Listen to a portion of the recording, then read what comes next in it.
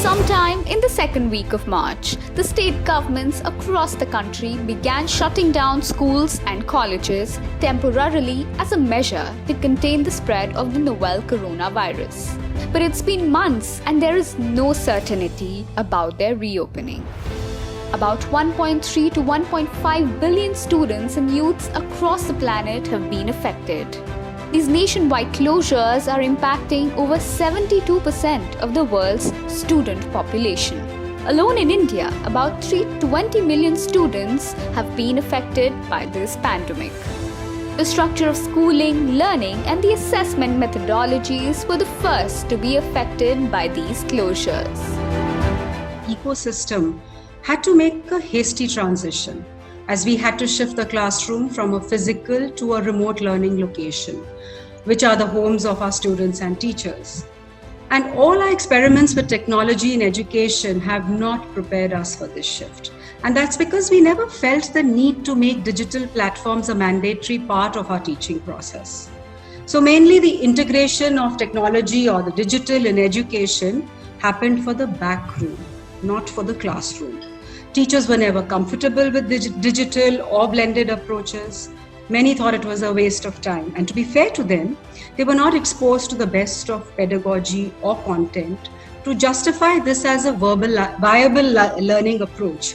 So technology was used as a sideshow or supplementary to the main teaching process. So cut to the COVID scape when we are all relying on the virtual, on the remote. As a result, we are not ready with the infrastructure or content or pedagogy or teacher skills for a large-scale adoption. The sudden shift to online teaching, ignoring India's immense digital divide, became a challenge. As per the 2017-2018 National Sample Survey, only 40% of Indian households have internet access. Out of the rural households that constitute 66% of the population, only 14.9% have access to the internet. While in urban households, 42% have access. Also, a recent news report stated that only 12.5% of students have access to smartphones. So, only a handful of private and some public schools could adopt online teaching as a method, while low-income private and government school counterparts, on the other hand, completely shut down for not having access to e-learning solutions. Though some schools and colleges who shifted to a virtual presence tried their best to be creative, and they used a mix of online, mobile, WhatsApp, DTH, TV channels, and they shared content and they have experimented with videos and real-time virtual classes also. We mustn't forget that this was not a universal experience. There are many school systems, students, grades who have been left out of the remote or online classes. How many pockets where families have one phone to go around all the family members and probably do not have electricity to charge that phone? So I'll give an example of these two students. They are daughters of a construction worker from Jharkhand who attended one of my recent webinars. They borrowed their Shiksha Sathi's phone to come onto the webinar. Now, this is an issue of access, but a very, very concerning issue is that of substance. One is the digital divide, and what we really fear that this disruption, as you called it, the technology disruption, may also deepen the learning divide. The pandemic has significantly disrupted the higher education sector as well, which is a critical determinant of a country's economic future. A large number of Indian students, second only to China, enroll in universities abroad, especially in countries worst affected by the pandemic. So if the situation persists, a decline in the demand for international higher education is expected. On the other hand, the recent graduates in India are fearing withdrawal of job offers from corporates because of the current situation. The Centre for Monitoring India's Economy estimates that unemployment shot up from 8.4% in mid-March to about 23% in early April, while the urban unemployment rate shot up to 30.9%. So this disruption in the delivery of education is pushing the policymakers to figure out on how to drive engagement at scale while ensuring inclusive e-learning solutions and tackling the digital divide. A multi-pronged strategy is necessary to manage the crisis and build a resilient Indian education system in the long run. The greatest challenge that we were facing before COVID, and I think even after COVID, had very little to do with technology or education, and rather it had to do with the way the entire education system is run and regulated. We've been asking for a new education reform bill, and I'd mentioned this in my talk earlier. For the last, I think maybe 10 years, 15 years, there hasn't been a major full overhaul of the system. In fact, we were supposed to get one at the beginning of this year, and now thanks to COVID, it's been a little bit delayed. And I hope that the learnings from COVID is pushed in. Education needs to be rethought. Let's unlock the practices that need to be adopted for the education of tomorrow.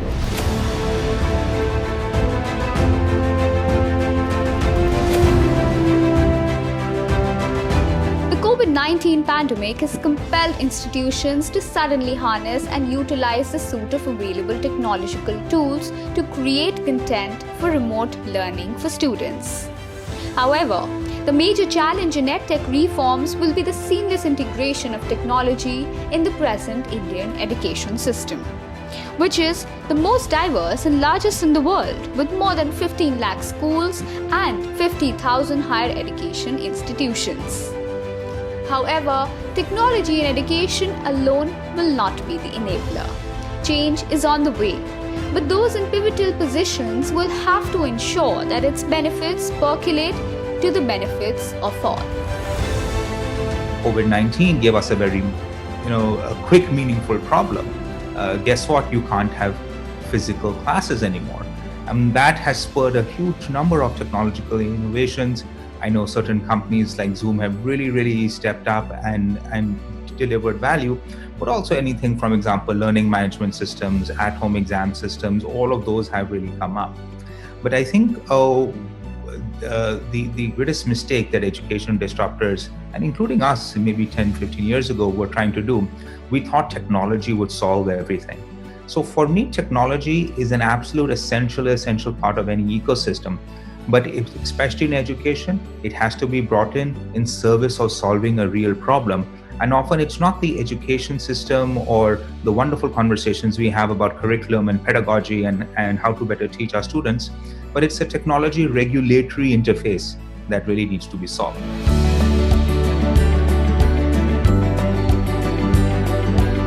There will be, going forward, blended form of education much in demand.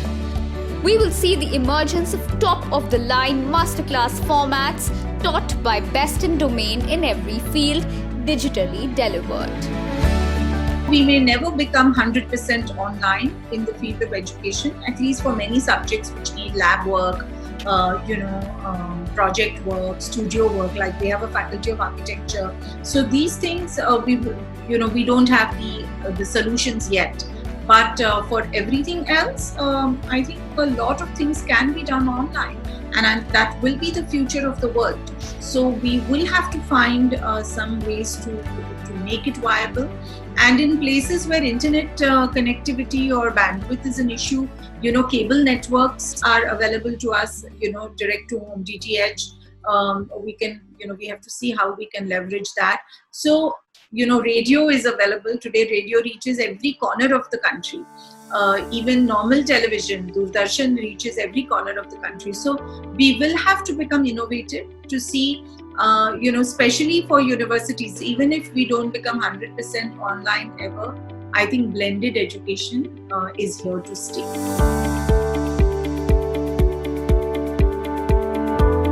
The National Education Policy in India was framed in 1986 and last modified in 1992. Significant changes have taken place since then in our country, be it society, economy, or the world at large. COVID-19 sanctioned the failure of the existing education policy. It is highly important to reconsider the current delivery and the pedagogical methods in school and higher education by seamlessly integrating classroom learning with e-learning modes to build a unified learning system. We are still missing pieces in the puzzle. So our new education policy, to name one. We also can't escape the fact that we need to prepare. I mean, what is the one of the tasks of education is to develop character in the young, sow the habit of lifelong learning. But we are also preparing our young for jobs in the future.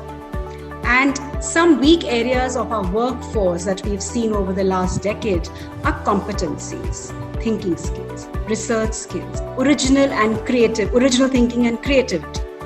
And the academia does fall short several times of solving real-world problems. A competency-based curriculum needs to come out. We need to have pedagogies that focus on understanding and creating contextual connects. Using predictive technology also is going to, go a long way in addressing learner gaps. And definitely, when it comes to talking about online or technology, one is we need to make available resources for our universal coverage, and then we need to reorient our entire ecosystem, students and teachers both, how they can learn in the new and the changed world of time. Distance learning courses may not be considered inferior. Well, with most learning headed to go digital, shedding of some of these biases may actually define the new normal. Going forward, some old skills will be shed and newer learnings will take their place. I think the value of distance education and an online education, virtual education will go up. I also want to point out that I think companies are much happier if you do online diplomas, certificates, and add-on degrees than your primary first degree. So if you're doing a certificate course, an online course of 6 months, 3 months, all of these, I think they're much happier now and very, very accepting of those. I think it's only the first, must be a graduate in quote unquote. That undergraduate is still a stickler, but I think higher learning and marginal learning, certainly there is a huge amount of acceptability.